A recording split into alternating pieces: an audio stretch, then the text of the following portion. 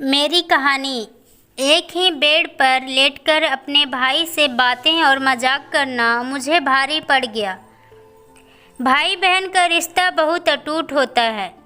बचपन में वह न केवल साथ पढ़ते हैं, खेलते हैं, बल्कि साथ साथ आगे भी बढ़ते हैं। यही वजह भी है कि दोनों जीवन की अच्छी बुरी घटनाओं से साक्षी बन जाते हैं। मेरे भाई के साथ भी मेरा रिश्ता ऐसा ही है। वह भले ही मुझसे 2 साल छोटा है, लेकिन इसके बाद भी हम दोनों बहुत अच्छे दोस्त हैं। आप उसे मेरा बेस्ट फ्रेंड कह सकते हैं। वह मेरी सुरक्षा करता है, तो मैं उसे सही सलाह देने का काम करती हूँ। आप कह सकते हैं कि हमारे बीच मनमुटाव जैसी कोई चीज़ नहीं है। हम दोनों ही एक दूसरे के साथ हर बात शेयर करना पसंद करते हैं, लेकिन एक घटना के बाद हम दोनों का रिश्ता बुरी तरह से खराब होने लगा।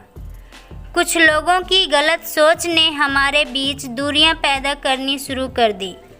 दरअसल एक दिन हम अपनी नानी के घर गए थे, जहां किसी खास मौके की वजह से परिवार के सभी रिश्तेदार इकट्ठा हुए थे। मेरे पति बिजनेस के सिलसिले से बाहर गए हुए थे। यह सभी रिश्तेदारों के बीच उत्साह का मौका था। सभी खुलकर इस पल का आनंद ले रहे थे। मैं और मेरा भाई भी एक दूसरे को देखकर मस्ती मजाक करने लगे।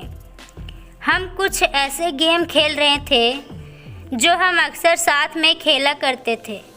हालांकि मैंने बहुत बार ऐसा भी महसूस किया कि लोग हमारी बॉन्डिंग को देखकर जलते हैं। उस दिन रात ज़्यादा होने की वजह से कुछ रिश्तेदार वहीं रुकने लगे। शादी के बाद कैसी होगी कटरीना कैफ और विक्की कौशल की शादीशुदा जिंदगी, सितारों ने कर दी आने वाली कल की गणना। घर में 2 बेड थे और सोने वाले 6 लोग थे।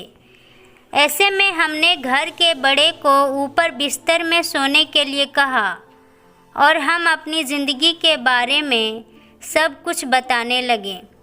इसी बीच मेरा भाई भी मुझसे उस लड़की के बारे में बता रहा था जिसे वह पसंद करता है।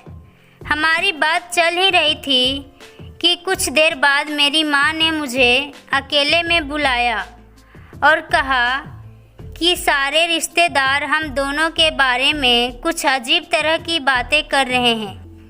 माँ मैं मुझसे कहा कि कुछ लोग कह रहे हैं कि मैं बहुत बड़ी हो चुकी हूँ और शादीशुदा भी हूँ। ऐसे में मैं अपने भाई के साथ एक बिस्तर पर कैसे सो सकती हूँ। ऐसी बातों ने मुझे बहुत ज़्यादा आश्चर्यचकित कर दिया। थोड़ी देर बाद मैंने देखा कि मेरी सास दूसरे कमरे में जाकर कुछ कर रही है। वह मेरे पति से बात कर रही थी और उन्होंने मेरे पति को यह सारी बात बताई। वो कह रही थी कि कैसे मैं अपने भाई के साथ इस तरह से एक बिस्तर शेयर कर सकती हूँ, जबकि अब मैं शादीशुदा हूँ। इन बातों ने मुझे अंदर तक हिलाकर रख दिया। मेरी कहानी।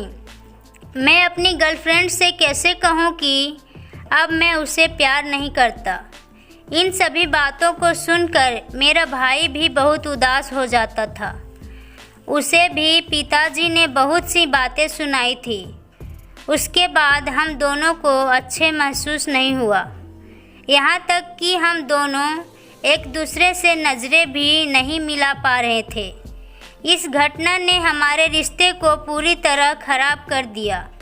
हम कई हफ्ते तक ना एक दूसरे से मिले और ना ही किसी तरह की बात की। हालांकि अब हम धीरे धीरे बात करना शुरू किया हैं, लेकिन अब हमारे रिश्ते में उस तरह का बॉन्ड नहीं है। अब हम एक साथ उस तरह से नहीं रह सकते जैसे पहले रहा करते थे। उस घटना ने हम दोनों को पूरी तरह से बदल दिया। हम जानते हैं कि इस पूरी घटना ने आप दोनों को ही बुरी तरह प्रभावित किया है। लेकिन अगर आप दोनों एक दूसरे से बात नहीं करेंगे तो आपके दिमाग से यह बात कभी निकलने वाली नहीं है।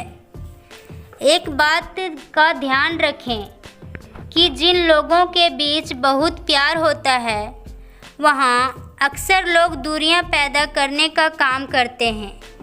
आप दोनों के साथ अभी ऐसा ही हुआ है। भले ही आप नानी के घर उस समय कुछ रिएक्ट नहीं कर पाई हो, लेकिन आने के तुरंत बाद आपको अपने परिवार वालों के सामने इस बात को क्लियर करना था। उन्हें बताएं कि आप दोनों के बीच कितना प्यार है, आप एक दूसरे को सपोर्ट करते हैं। यही नहीं, इस पूरी सिचुएशन के बारे में अपने पति से भी बात करें।